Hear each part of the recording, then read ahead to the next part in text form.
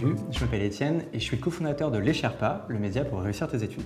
Aujourd'hui, on va parler ordinateur pour savoir si le Chromebook est l'ordinateur parfait pour les étudiants. Il y a une époque, les étudiants étaient accompagnés de leur fidèle compagnon, le stylo. Aujourd'hui, il y en a un second, l'ordinateur. Toute la question est de savoir ce qui va faire un bon ordinateur pour les étudiants, et ça, c'est ce qu'on va voir tout de suite. On pourrait penser que pour faire un bon ordinateur étudiant, il faut un ordi un peu récent et c'est tout. Sauf qu'en fait, c'est un peu plus compliqué. Praticité, légèreté, autonomie de la batterie, il y a pas mal de critères qui rentrent en compte pour vraiment satisfaire un étudiant. Légèreté et praticité, tu ne peux pas avoir un parpaing pour aller en cours. L'autonomie de la batterie, parce que sinon c'est la guerre des prises en amphi. Un écran agréable et de bonne qualité pour ne pas s'abîmer la vue et supporter de longues journées de prise de notes. Une machine fiable et robuste pour qu'elle tienne sur la durée. Et surtout, un ordinateur polyvalent sur lequel on va à la fois pouvoir travailler, mais aussi geeker, chiller et finalement mener tout plein d'activités. Bref, un étudiant a besoin d'une machine polyvalente et pas prise de tête. Cette perle rare, est-ce le Chromebook? On va le voir tout de suite. À ma droite, le Lenovo IdeaPad Duet Chromebook fourni avec son clavier touchpad. L'écran de la bête fait 10,1 pouces, 4 Go de RAM, 64 Go de mémoire. À ma gauche, l'Acer CB514. C'est un laptop avec un écran de 14 pouces, aussi tactile, qui fait 4 Go de RAM et 32 Go de mémoire. Alors, je me suis servi des deux ordis au quotidien pour travailler, que ce soit pour prendre des notes en amphi, préparer un TD ou même pour faire un projet de groupe. Et en fin de journée, j'ai une utilisation un peu plus casual en regardant des séries sur Netflix, en regardant quelques vidéos aussi sur YouTube. Et puis après, pour geeker tout simplement les jeux du Play Store ou ceux de Stadia. En fait, les avantages et les inconvénients de ces deux machines, ils sont hyper liés. Ils ne sont pas systématiquement hyper puissants, mais en fait, tu n'as pas besoin qu'ils soient hyper puissants parce que toute la puissance de calcul dont tu vas avoir besoin, elle va être en fait dans Internet, dans le cloud, dans l'écosystème Google. Si tu veux prendre des notes, tu vas avoir Google Doc. Si tu as besoin d'un tableur, tu vas avoir Google Sheets. Et pour sauvegarder automatiquement tous tes documents, tu vas avoir Drive.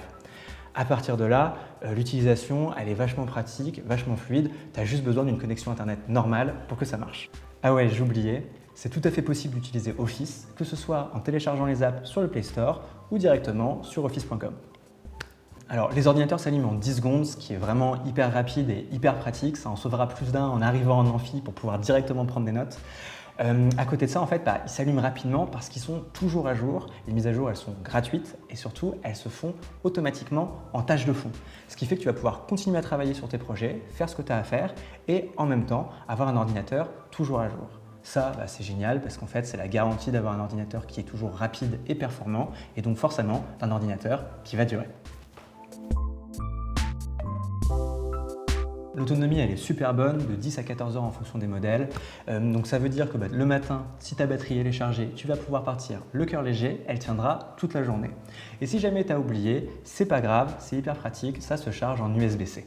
Alors les écrans sont super agréables, souvent tactiles, surtout ils sont bien définis, ils vont te permettre de faire tout ce que tu as envie de faire dans ta journée, que ce soit pour prendre des notes pendant une longue période ou alors pour jouer par exemple sur Stadia.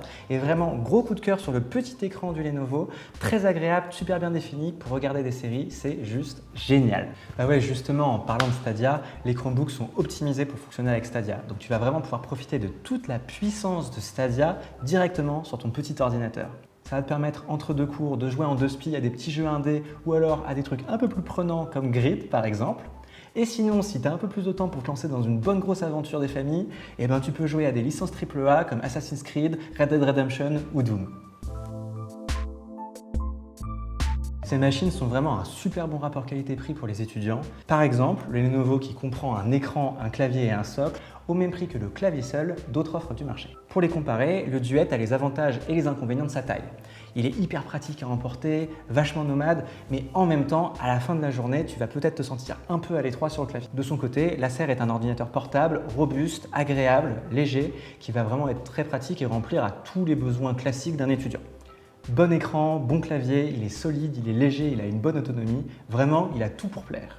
Seul petit bémol, ces haut-parleurs qui sont un petit peu en retrait par rapport au reste de tout ce qu'il sait faire. En conclusion, les Chromebooks sont vraiment parfaits pour les étudiants nomades.